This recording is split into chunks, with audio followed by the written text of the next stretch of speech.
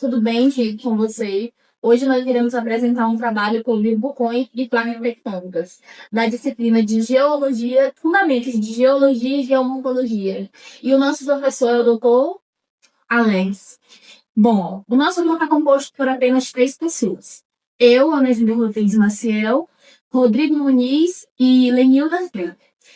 São apenas essas 3 pessoas. E hoje nós iremos falar um pouco sobre cada vulcão, como foi preparado, qual a altura, qual a largura, o medimento da altura, enfim, cada coisa a gente vai detalhar nesse vídeo.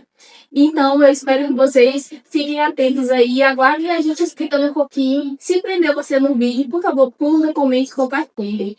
E é isso, roda a vinheta.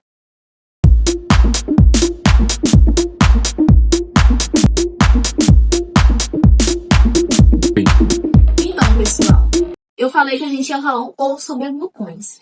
E nessa parte do meu vulcão é um dos vulcões com o nome mais difícil do mundo. E qual seria o nome desse vulcão, Júlia? Então, gente, o nome desse vulcão é o Eyjafjallajökull, um dos vulcões mais difíceis de pronunciar o nome do planeta.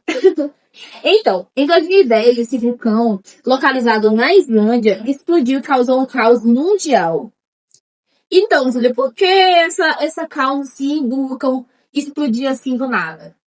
O problema é, gente, que o magma se encontrou com gelo. Aí vocês já sabem, né? Bum! Uma explosão de fumaça por toda a Terra. Mentira, por toda a Terra não, pela Europa. Aí o que foi essas causas?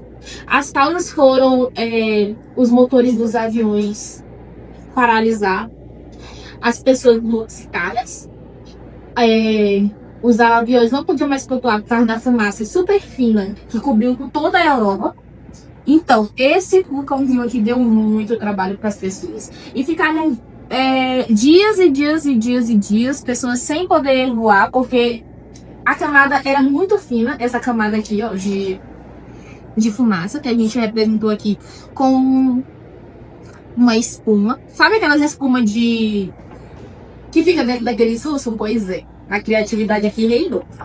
Vou dar crédito pra minha amiga Lenilda, gente, porque foi ela que fez isso aqui, então ficou super lindo. E agora eu vou explicar um pouquinho pra vocês sobre o vulcão. Nesse intercalo que eu explico sobre o vulcão, algumas coisas que eu tô lembrando pra vocês importantes sobre... Bom, gente, esse aqui é o Eyjafjallajökull. E esse vulcão foi o que causou toda essa paralisia na Europa, certo? E eu vou explicar um pouquinho pra vocês sobre ele. Aqui são as montanhas que ficam atrás dele. Aqui ele tem 5 centímetros de diâmetro de altura e 5 centímetros de largura, certo? Ó, aqui ele foi representado por papel toalha. Aí a Lenilda pegou um pouquinho de tinta, colocou aqui tinta cinza e colocou um pouquinho de terra de cinza, na verdade, para fazer a representação do vulcão. Aqui ela usou, vocês sabem aquelas fitilho, na verdade, ela cortou e colocou todos aqui, pintou embaixo o fundo, viu? Ficou super real. Enfim, gente, e esse é o vulcão, o Eyjafjallajökull. O que causou toda essa parada aérea. E foi a maior paralisia aérea na Europa desde a Segunda Guerra Mundial. E só por causa dessas fumacinhas aqui, ó. Então foi esse, meus amores, a minha apresentação. Agora é com o Rodrigo. Fica aí, gente! Até mais!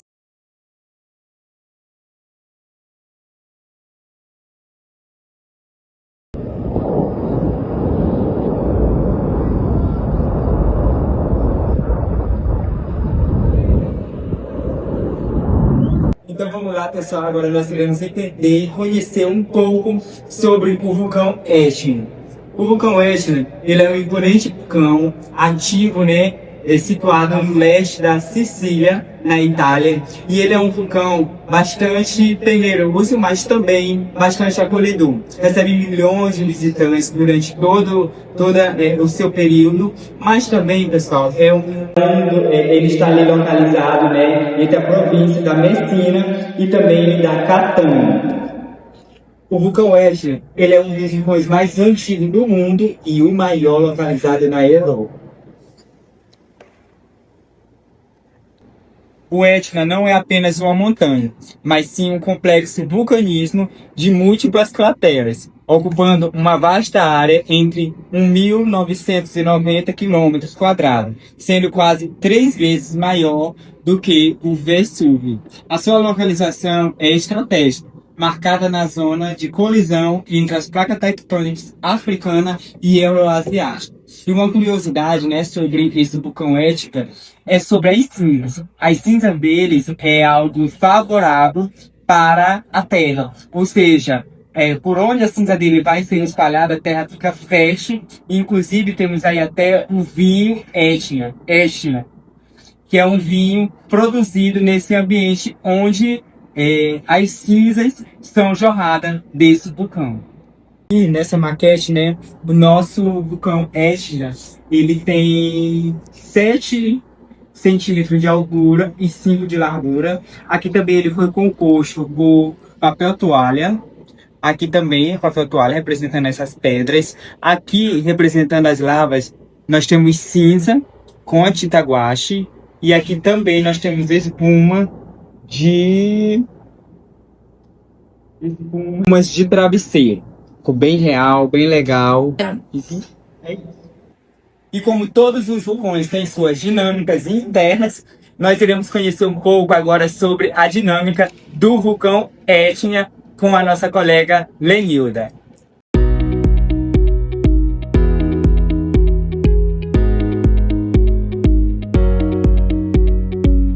Gente, meu nome é Lenilda e eu fiquei responsável para falar um pouco sobre as placas tectônicas, né? E como se dá esses movimentos das placas tectônicas que causam vulcanismo, né? No caso do vulcão Etna, que já foi falado, ele é um vulcão que ele se encontra sobre 2 placas. Aqui a gente tem representado o oceano e a gente tem as placas em que ele se encontra. Ele está na placa africana e sobre a placa euroasiática.